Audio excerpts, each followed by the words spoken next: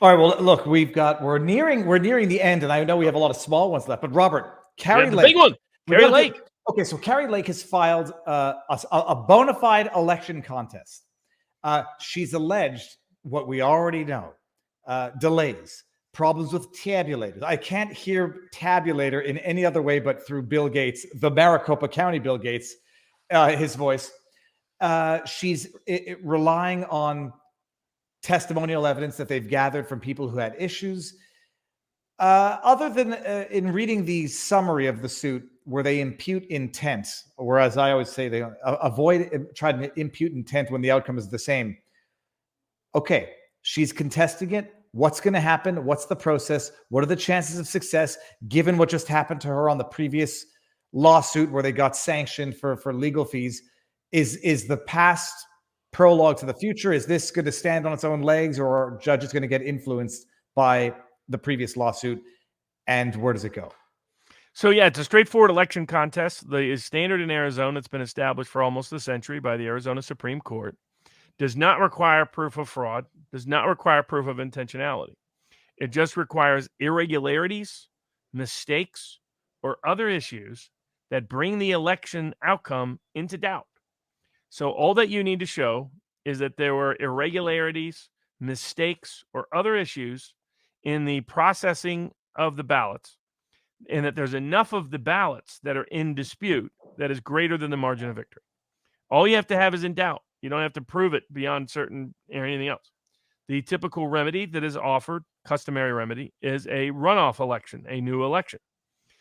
She has requested all her available remedies. She's requested that as a primary remedy, but as alternatives, she could be declared the winner. That remedy has been given before.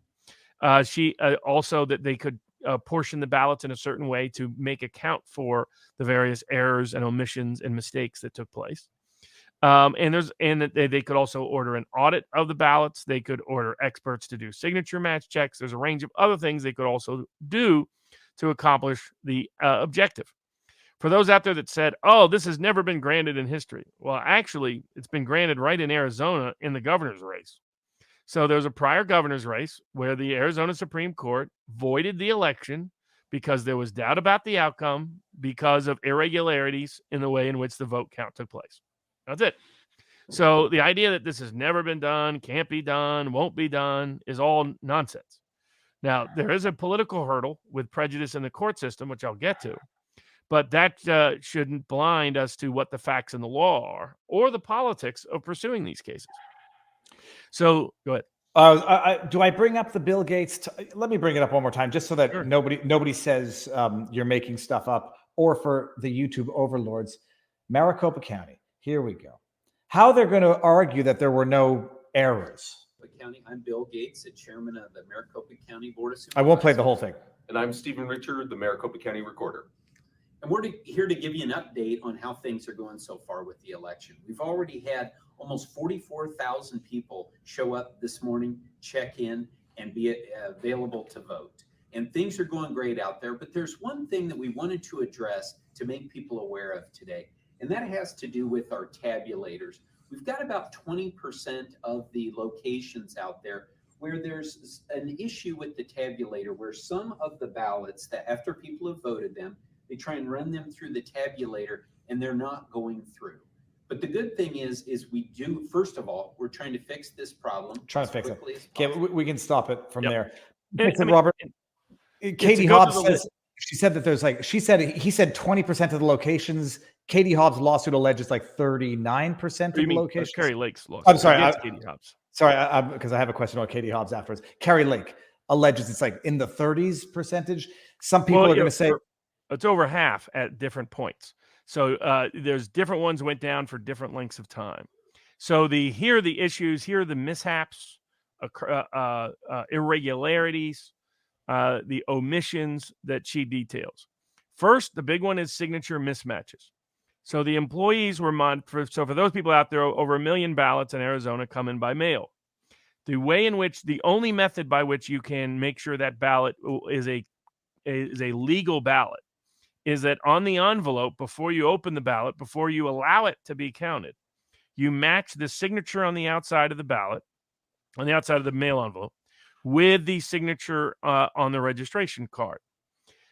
Because that's not something someone will typically have access to, so it's tough to forge it or make it fraudulent. Well, on average, the volunteers working in the there's hundreds of people that have filed sworn statements on this in support of the election contest for Kari Lake. That what they were finding was on average 20 to 30% of the ballots didn't match. So it was a very high rate. And then what was happening is somebody above them, without party observers being present, was reversing their decisions. And they were even passing out stickers that could just you could stick it on there and somehow it magically reversed the person actually charged with making sure the ballots match, the signatures match. So that's the first one. And that's over 200,000 ballots. Again, the margin is less than 20,000 ballots. So by itself, the signature mismatches requires either a further full signature match audit with expert witnesses, as they included in the election contest. They pointed out in 2020 that some of these signatures couldn't match. In other words, you had someone who had a normal signature, and you had someone who wrote almost a blank line. Now, that's never supposed to match. That's not a legal ballot. That's an illegal ballot. It appears that over 200,000 illegal ballots were counted in the election. And when there are less than 20,000, the margin of victory is less than 20. And just to highlight why that's important, it's because by and large, what was the mail-in vote Democrat to Republican percentage? 4 to 1? It was over 2 to 1 in favor of the Democrats. Okay. Last I checked. So scratch what I just said. 2 to 1, not maybe bigger. It was very high. Okay. And then you have ballot custody. And this was a very well thought through election contest. It was filed by the lawyer who worked with Ken Paxton to draft the election contest that went up to the U.S. Supreme Court in 2020. That's who this guy is. Some people asked about Harmeet Dillon. She's running for the Republican National Committee chair. She was not going to be the person to bring the election contest. She was there to help on election day. This guy is he had to leave and create his own firm because everybody panicked when he went and helped Ken Paxton file this challenge. But that was a very well thought through challenge. Again, attorney generals throughout the country joined it. Lawyers throughout the country joined it. Members of Congress throughout the country joined it. State legislators throughout the country joined it. So anybody who says that was a frivolous filing is full of it in 2020. And so that's who drafted this. The second issue we went into is ballot custody. So that's always critical. And my biggest criticism of machines in their current form is on the issue of ballot custody. Normally what happens in ballot custody, if you have real paper ballots where the machines only tabulate, they're not part of printing the ballot, you avoid this problem. But when you have machines printing ballots and you don't have clean chain of custody, then all kinds of ballots can just flood into the system and be counted that weren't supposed to be counted. So it's very strict ballot custody protocols. You have to fill out all these forms about, okay, this ballot came in on this date from this person. We put it into this box at this day. Wasn't open until it was transported over here, so forth. Those records are missing. They're missing en masse from Maricopa County. The ballot custody was a joke, complete disgrace. The second signature mismatches, the second most essential, critical defender against fraud, which is strict chain of custody. Anybody that does it's a lawyer, especially a criminal lawyer, knows all about chain of custody, right? When evidence goes missing, the chain of custody is impaired. You can't trust the evidentiary value of that evidence anymore.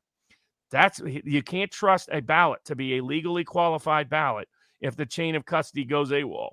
And the chain of custody went completely AWOL here because they weren't keeping basic records that they were legally obligated to keep. So and again, the number of ballots that impacts, over 200,000 ballots, more than 10 times the number of ballots that are of the margin of victory. Third problem was the tabulator issue you already mentioned. This would lead to voter suppression, multiple hours of people being in line. Many people quit voting. Some people went to different locations and then were denied the right to vote at a different location because they checked in earlier. That number is as high. They don't fully know because Maricopa County hasn't been fully forthcoming, but maybe as high as 200,000 people who checked in to vote whose ballots never showed up in the count. And apparently the stat is it's like 3-1 Republican to Democrat showing up to vote in person on election And they day. had internal maps on their walls, as detailed by Richard Barris, People's Pundit, who's also a declarant in the case, that where they knew in Maricopa County who was voting where by party, which is weird, by the way. And again, the head people at Maricopa County had organized political action committees against Kari Lake to see her defeated. Up next, the fourth problem was mismatched ballots. So what was happening is ballots that had already been counted, had already been tabulated, already been counted, were being mixed in containers with ballots that had not been counted. That's a huge problem. So then all of a sudden you don't know which ones already got counted and which ones didn't, and this was amplified by their chain of custody problem. Then there was all these people. Sorry, stop there. Does that dilute the count or does that result in double counts? Both. It can do both. Interesting. Okay. The fourth problem was what was called the drop box. I think it was Dropbox 3 or whatever it was. There was a particular box. If you went in and your ballot wasn't being counted, you could put in a particular box and they were going to count it later. The numbers of that people reported much higher than was actually showed up in that box. There are where people witnessed ballots that just went missing, ballots that were in bags that appeared to have never been tabulated. So that's the additional issue, is missing ballots. And again, this would comport with almost 200,000 more people checking in to vote than apparently their ballots were counted. It's up to that number. And again, they just need 20,000. They need 18,000. Then they're raising four other issues.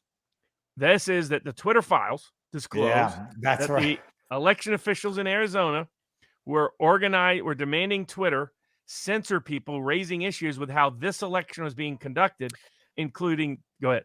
No, because this is where I got my name mixed up, because not many people are sort of very familiar with the outright conflict of interest.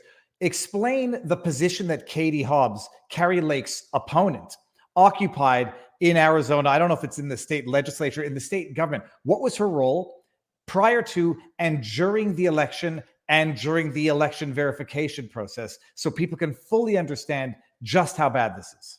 So the Democrat running for governor is the existing Secretary of State.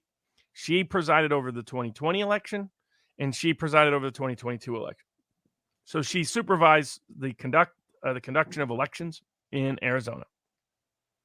And she refused to recuse or disqualify herself. She was personally involved in the oversight. She was seen on location of the counting of the ballots. And and even worse, what's alleged here is she did two things that were deeply problematic.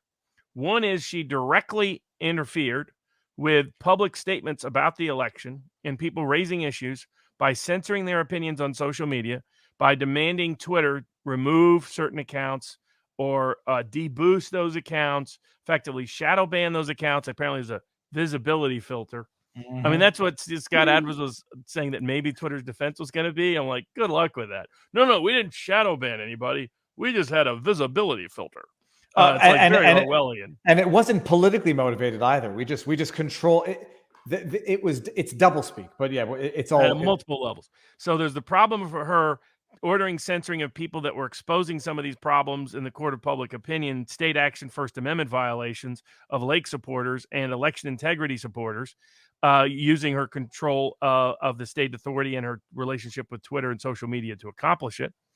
Then the second problem is when certain election officials did not want to certify this election in some of the counties because of the problems in Maricopa County, she directly threatened them with jail if they didn't certify the election. The law in Arizona does not require, it was not a ministerial obligation for them to certify the election. They were, in fact, constitutionally obligated to raise the questions they were asking. So her ordering them to certify the election under pain of penalty of jail was itself criminal behavior in the state of Arizona. The attorney general had either cojones or brains, Brnovich, which I doubt he has either. I was in front of his wife, very unimpressive federal judge that Trump foolishly appointed to the bench. More of a power trip authoritarian than anybody willing to take on election corruption in Arizona. Katie Hobbs would be under criminal investigation today. Then the two other issues, actually only one other issue. They are challenging, as the Arizona has also challenged, something that I've often said about mail-in balloting in the current form, which is mail-in balloting invalidates secret ballots. Secret ballots in Arizona are constitutionally required. So the question is, if to me, there's no protocols in place to assure that a mail-in ballot is secret. There's nothing that requires the voter to sign that nobody saw their ballot, nobody reviewed their ballot, nobody knows who they voted for, they weren't paid for the ballot, anything. There's none of that's required in Arizona, so that it violates the right to a secret ballot to even allow mail-in voting under the current standards in Arizona. So they're preserving that challenge as well. So it's a very robust challenge. They got a judge who's a BYU grad, which probably means a Mormon, which was a fair number in Arizona, about 5 to 6%. Kept a pretty low profile, worked in private practice, worked for some local governments, is a local state court judge, doesn't have a real high profile in general. If he is impartial, then Kari Lake will get a meaningful evidentiary hearing on this case. If he is intimidated by the corrupt federal judge that is threatening sanctions against Alan Dershowitz for merely raising questions about the greatness and wonders of the election, before the election, all the way back in the primary stage, saying, hey, there's some issues with these machines. Dershowitz, like Robert Kennedy, like others, is a fan of paper ballots and isn't a big fan of machine ballots. If he's intimidated by it, like a lot of people assume will happen, then he will capitulate and not allow the case to go forward. What that will do is damage the appearance of the integrity and impartiality and relevance, frankly, of the judiciary. This is where the judiciary is supposed to step up. This is unlike the Trump cases, which I thought a lot of those cases belonged in Congress constitutionally, not in the courts. Other than I did think the U.S. Supreme Court case belonged in the U.S. Supreme Court. But a lot of remedies I thought were congressional remedies rather than court remedies. That in the election contest laws in Arizona, the courts are supposed to do the job here. Now, and if they can't, then what Arizona and other states need to start looking at is removing election contest authority from judges because they just can't do their job, and giving it to state legislatures instead, as it has been in the past in several states. This is an opportunity for the courts to show confidence in the judiciary and confidence in elections by having a transparent process to vet the evidentiary allegations. And if they suffice, as I believe they do, Kari Lake should get a new election, at least in Maricopa County, revote in Maricopa County, where almost all the problems occurred. But really just do a runoff. Runoffs are not that hard to do. Just do a runoff in a month or so. But this time, make sure the election is run competently and constitutionally. Two questions. You said there has been precedent. When has there ever been a new runoff called subsequent to an election? Often throughout the country. Okay. Yeah, I think in Arizona, what happened, as I recall, they actually declared one person. They declared the person who lost the election the governor because of the irregularities, and they could prove that enough of the ballots went to the person who was declared the winner rather than they said it was a deserved one. But the most common remedy across the nation has been runoffs. I've always encouraged that because that strikes me. I don't want judges declaring winners. I didn't like the Supreme Court declaring George W. Bush a winner. I thought what they should do is do a runoff in Florida, see what happens. You don't have to do it with the whole country. It's one state that's in dispute. That's what should happen here. Just do a runoff. Do it. I mean, we do runoffs all across the country all the time. Just had one in Georgia, and just make sure it's competently constitutionally run this time. How hard is that? So this answers the second question. Is Mark Elias presented an argument for why Katie Hobbs was not just within her rights, but objectively right to threaten suit because they had no choice. We discussed that last week. Yep. What would be required?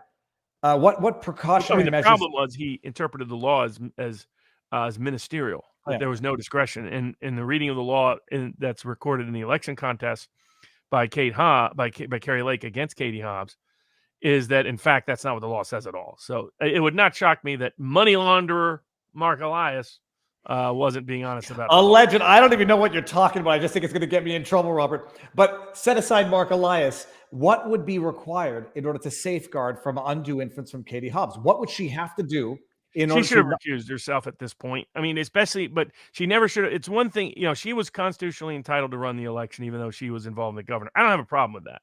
Stacey Abrams attacked Brian Kemp for that same thing in 2018. I didn't have a problem with that. I have a problem with her overstepping her role. I have a problem with her skewing the protocol, not following the rules, like in the signature match context. I have problems with her interfering and censoring dissidents that were exposing corruption and fraud in the election. And I have problems with her threatening people in an illicit way.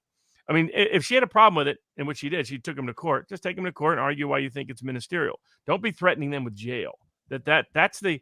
I mean, everything that's happened in Arizona has dramatically reduced the confidence of millions of Americans, not just Arizonans, in the integrity of our elections. We cannot continue to operate in a country based on consent of the governed if the governed don't think they gave consent.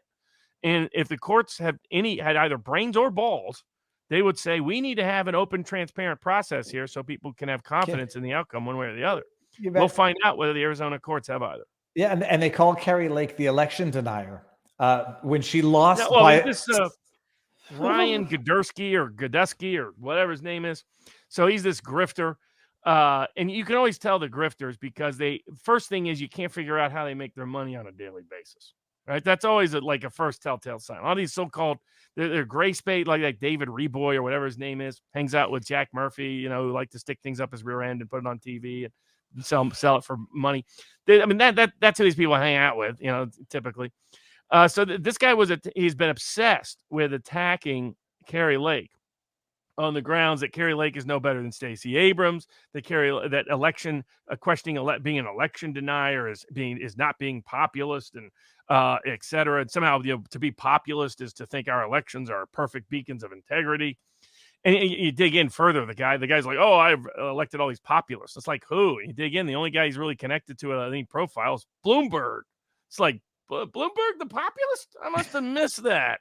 So this guy, and he wanted to tango. So he started attacking. He was like, I'm always happy to tango with you. And, the kid's a grifter, just a pure great. He writes a nationalist populist report. The guy's he doesn't know what populism is. To give people an idea, a history of challenging elections is as old as America. We had challenged elections in the Electoral College in 1800. Both John Adams and Thomas Jefferson participated in electoral contests. Alexander Hamilton contested an election. We've had Andrew Jackson got his election stolen and ran on it in 1828. So the idea that 1876 was famous for that's why they called the guy who won his fraudulency the first. That's what they called him. That's why I call Biden his fraudulency the second. He's kind of like the mentally disabled version. And look at the Democrats. Nixon wins in 1968. They say he stole it by derailing the Vietnam peace talks. Reagan wins in 1980. What did Democrats say? Oh, Reagan stole it by Iran-Contra and everything connected to the Iranian hostages.